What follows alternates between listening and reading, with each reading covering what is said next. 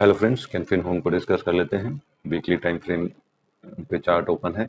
अभी नीचे के लेवल को अगर समझे तो इसने एक हॉरिजॉन्टल लाइन बना रखी है जो कि सपोर्ट का काम कर रही है, या हॉरिजॉन्टल ट्रेंड लाइन बोल सकते हैं। और ऊपर की एक फॉलिंग ट्रेंड लाइन है जो कि रेजिस्टेंस का काम कर रही है। अभी इसने वीकली टाइम फ्रेम पे इस रेजिस्टेंस को ब्रेक किया है और इसके ऊपर क्लोजिंग दे दी है। और लास्ट ट्रेडिंग सेशन में ही इसने डेली टाइम फ्रेम पे ही ऊपर की तरफ क्लोज दिया है। राइट, अभी हमारा इसमें टारगेट क्या रहेगा? वो टारगेट लगभग ये टारगेट रहेगा हमारा। राइट, अब ये टारगेट कितना है वो टारगेट को एक बार देख लेते हैं। वो टारगेट हमारा कितना बैठेगा? ठीक है, तो वो हमारा टारगेट बैठेगा लगभग कितना। ठीक, तो सॉरी,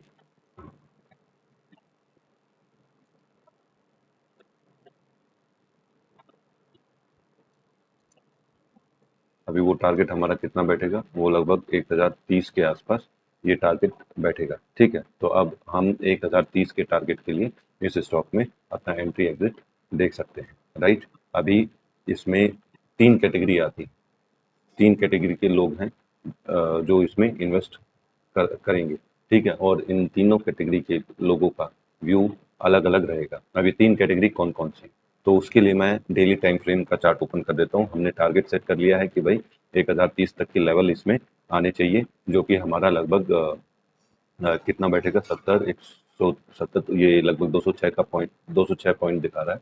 तो ये हमारा लगभग 20-25% का टारगेट बैठेगा। राइट, अगर ये ट्रेड सक्सेसफुल रहता है तो ओके। तो अभी डेली टाइम फ्रेम पे इसको एक बार डिस्कस कर लेते हैं। डेली टाइम फ्रेम पे आ जाते हैं।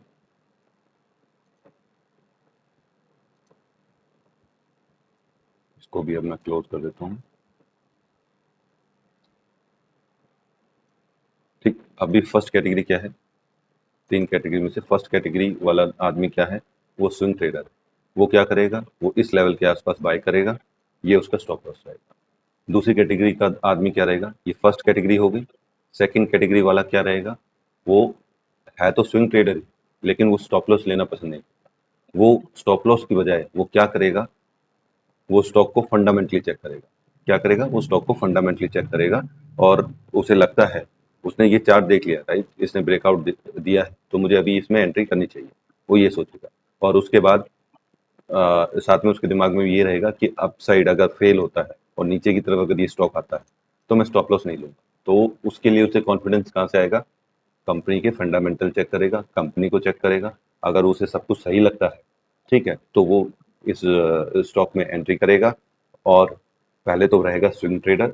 अगर नीचे की तरफ आता है और उसे रुकना पड़ गया, ठीक है, हो सकता है ये यहाँ तक दोबारा आ जाए, तो वो रुकना पड़ गया तो फिर वो बाद में इन्वेस्टर बन जाता है। इन्वेस्टर बन जाता है और कंपनी को फिर उसके फंडामेंटली पे ट्रस्ट करते हुए उसमें होल्ड, मतलब कि अपनी पोजीशन बनाए रखता है। तीसरा जो कैटेगरी रह गई, वो तीसरी कैटेगरी क्या रह गई? तीसरी कैटेगरी वाला हो गया इन्वेस्टर। वो 5 साल का टारगेट रहेगा उसका, या 10 साल का रहेगा। ठीक है, वो 5 से 10 साल के लिए अपना पैसा डालेगा। कंपनी को फंडामेंटली पहले चेक कर लिया, उसके बाद पैसा डालने के बाद वो भूल जाएगा। वो, हाँ, कंपनी पे अगर कोई न्यूज़ या इस तरह का कुछ नेगेटिव रहता है तो वो सोच सकता है कि हाँ, मुझे अपनी इन्वेस्टमेंट के बारे में कि भाई पैसा निकालना चाहिए या नहीं निकालना चाहिए। लेकिन जब तक मैनेजमेंट में और कंपनी फंडामेंटली बढ़िया कर रही है तो वो टेंशन नहीं लेता है, वो आराम से बैठा रहता है लंबे टाइम तक और फिर उसके बाद ही पैसा निकालता है। ठीक है, तो ये हो गया। अब एक बार वीकली टाइम फ्रेम पे दोबारा आ जाते हैं। उसमें एक पैटर्न डिस्कस करूंगा और जिससे कि चार्ट के बारे में और कुछ अच्छा ही निकल के आएगा। ठीक है, तो वीकली टाइम फ्रेम पे आ जाते हैं दोबारा।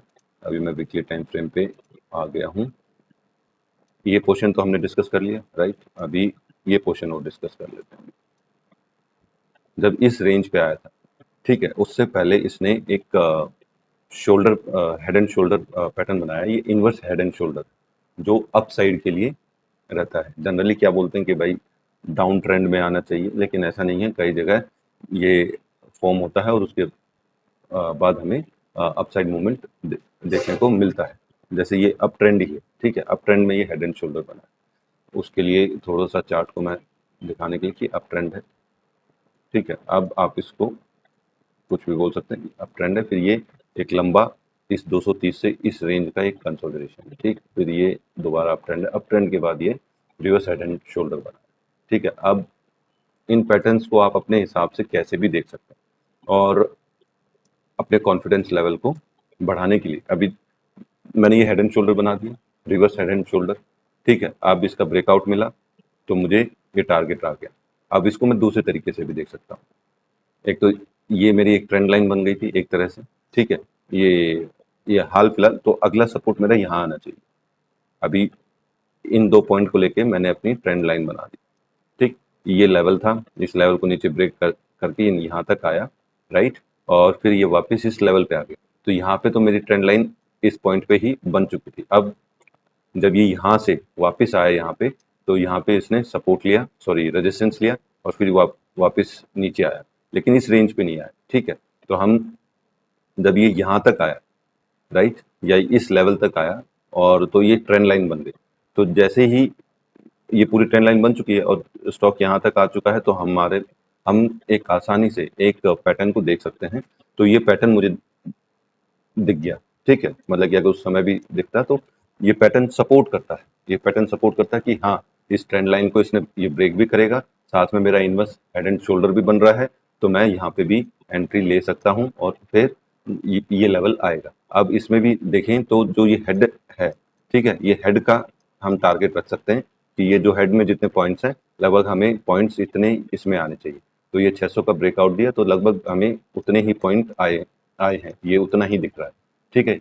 तो ये हो गया, राइट। अभी इस रेंज को इसने ब्रेकआउट दिया है और मैंने पहले के सेशन को समझाने के लिए इस सेशन से हमें थोड़ा सा और कॉन्फिडेंस आता है कि चार्ट में अगर ब्रेकआउट मिला है तो ये अपने टारगेट अचीव कर लेता है। तो ठीक है, तो अभी जो ये वाली रेंज है, एक मिनट, अब जैसे इस रेंज को ब्रेक करा है, ठीक है, तो हम सोच सकते हैं कि भाई इसमें भी एक अच्छा खासा हमें जो टारगेट है वो टारगेट अचीव हो जाएगा, राइट। तो इसी तरह के और स्टॉक्स का चार्ट एनालिसिस जानने के लिए मेरे चैनल को लाइक और सब्सक्राइब करें। Thank you.